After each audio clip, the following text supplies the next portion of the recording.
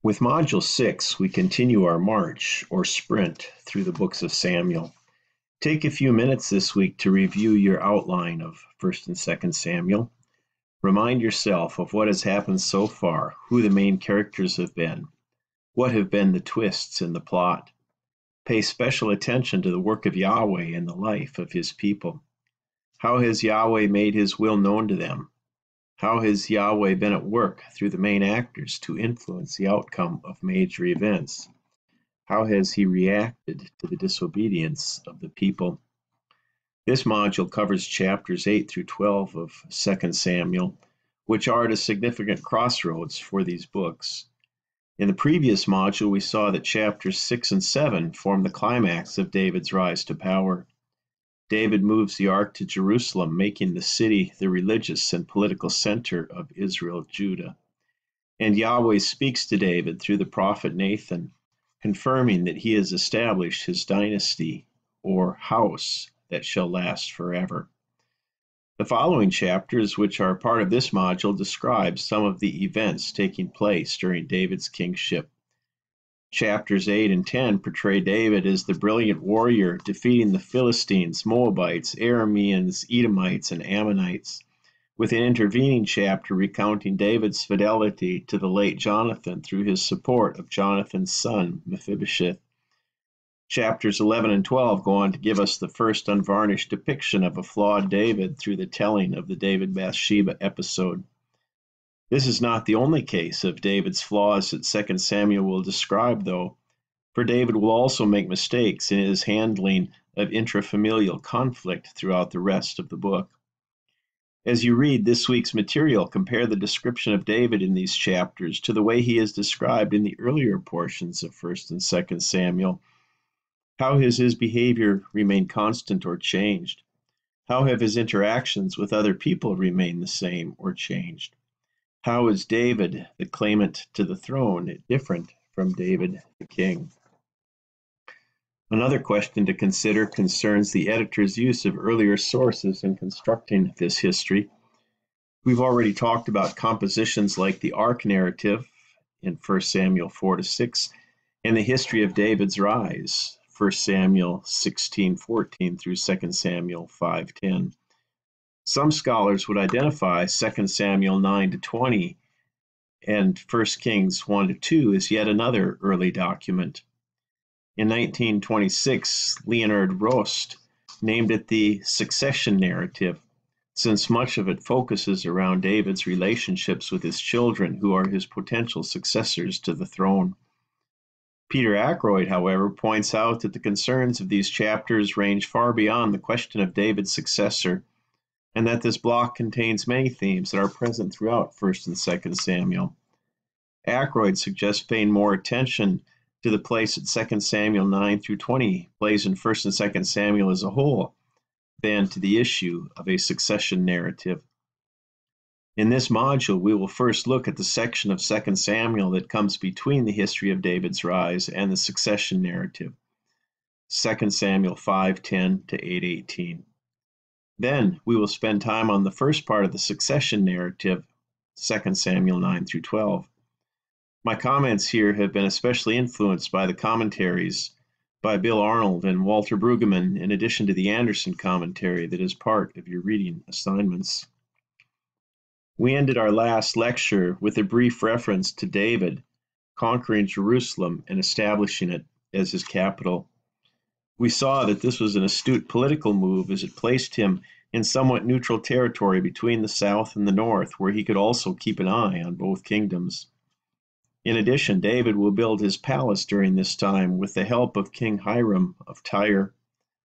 Also significant is the notice in verse 12 that David then perceived that the Lord had established him king over Israel, and that he had exalted his kingdom for the sake of his people Israel. This verse echoes the important theme that the writers emphasize throughout the history of David's rise, that David and his family are the national rulers because of God's will and God's action.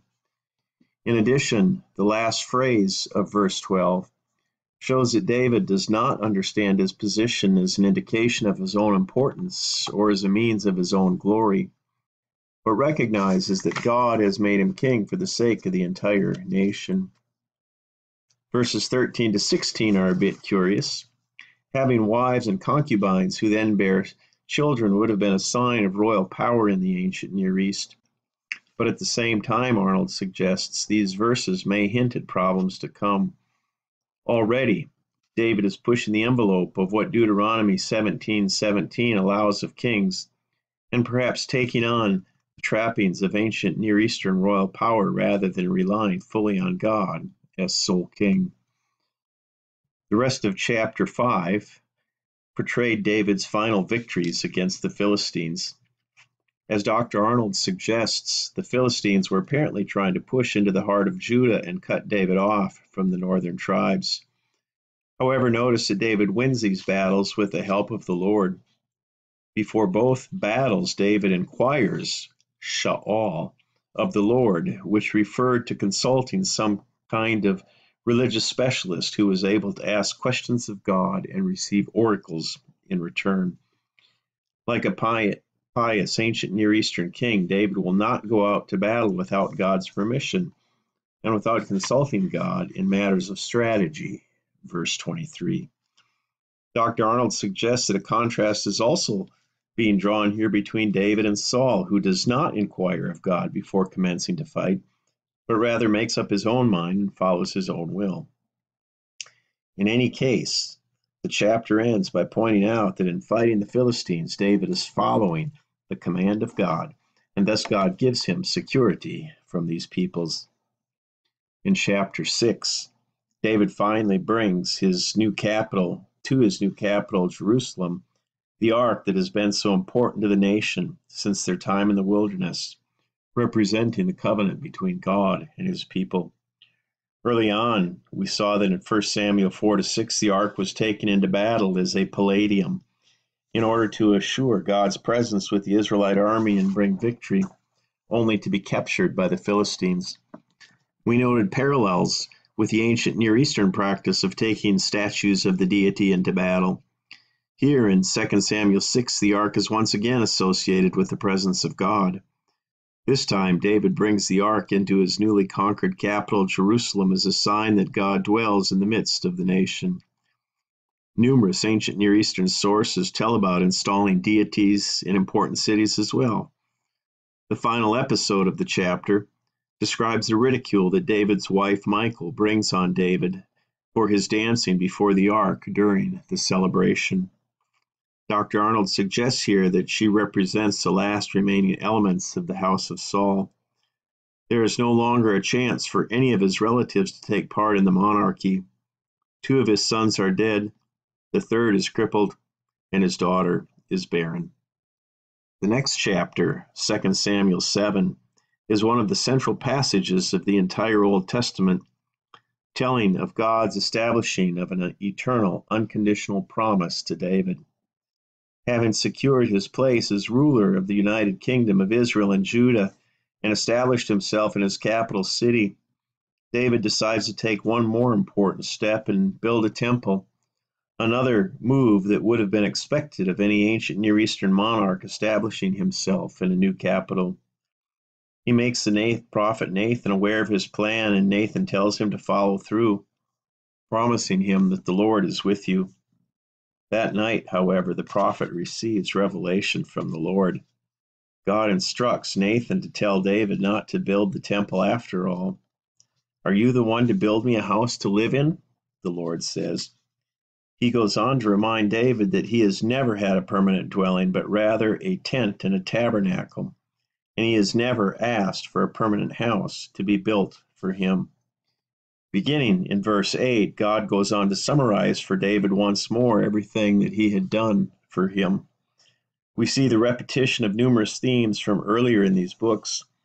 David was a shepherd when God shows him as leader over the people. God was with David in all that he did and defeated David's enemies. God will give David great fame on par with the most famous people on earth.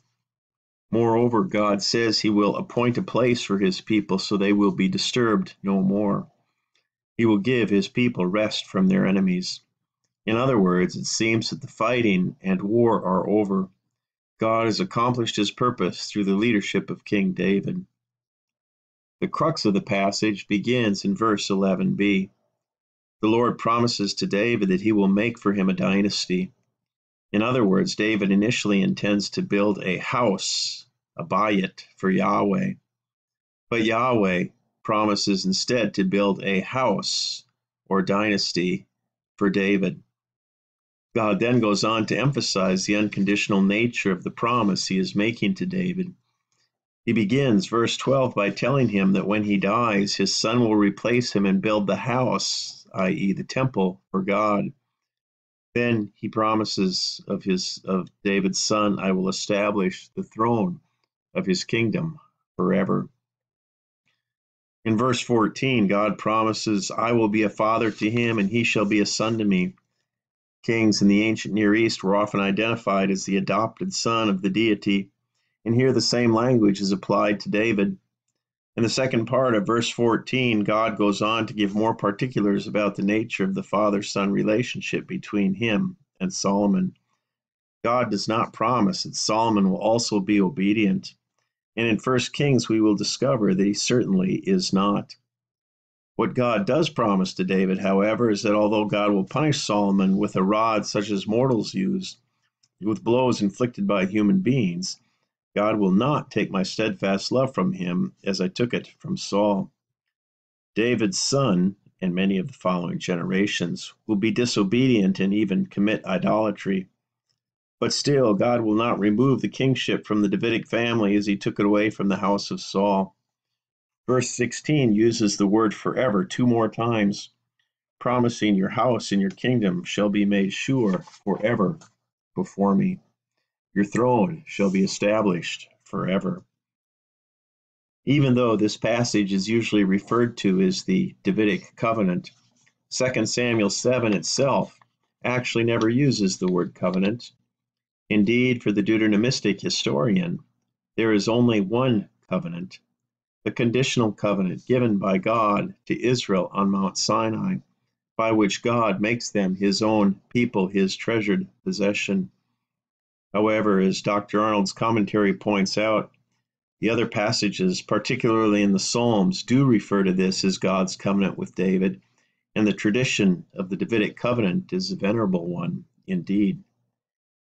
In any case, if we look upon this event as a covenant, the question arises about whether the Mosaic and Davidic covenants contradict one another. After all, the Mosaic covenant is definitely conditional. The word if is prominent in Exodus 19:5. The promise or covenant to David, on the other hand, is clearly unconditional. No matter what David's ancestors do, the throne will not be removed from them. Dr. Arnold points out that many opinions have been offered by scholars, ranging from those who see a complete contradiction to those who see little contradiction at all. The Old Testament scholar John Levinson, in a 1979 article, does a nice job of summarizing these various positions and offer what I feel is the best solution. He says that the Mosaic covenant and the Davidic covenant are like 2 ships passing in the night. That is, they are concerned with 2 different issues. The Mosaic covenant is about the relationship between God and the entire nation, the formation of a people for himself. The Davidic covenant is much narrower, focusing on God's promise to one particular family, that they will be the dynasty to rule Israel. Also helpful here is some of Dr. Arnold's work, both in his commentary on 1 and 2 Samuel and in his more recent book on Genesis. He convincingly demonstrates that all covenants in the Old Testament have promissory elements, even if these are more pronounced in the Abrahamic and Davidic covenants than in the Mosaic covenant. At the same time, all covenants are conditional, in the sense that they all involve stipulations that people must obey. As Arnold remarks, there is no reason to think that David and his descendants would have been exempt from the requirements of the Mosaic law, even in spite of the apparently unconditional nature of this promise. Finally, in the second part of 2 Samuel 7, David offers his prayer of thanksgiving for this promise. Instead of using it as an opportunity to proclaim his own success, he repeatedly exclaims that everything has happened because of God's greatness. There is no one like God, no other nation redeemed by God's action and rescued from captivity. Finally, David closes a prayer with one more reminder of the eternal promise, using the word forever. Chapters 8 to 10 describe David's continued victories over enemy nations, chapters 8 and 10, and the further expansion of the kingdom, along with the loyalty he shows to Jonathan's family through his kindness to Mephibosheth. Anderson suggests that chapter 8 begins to describe the empire to the extent described in 1 Kings 4:21, from the Euphrates to the land of the Philistines to the border of Egypt. These verses describe victories over the Philistines, the Moabites, Hadadezer of Zobah in Syria, and Edom.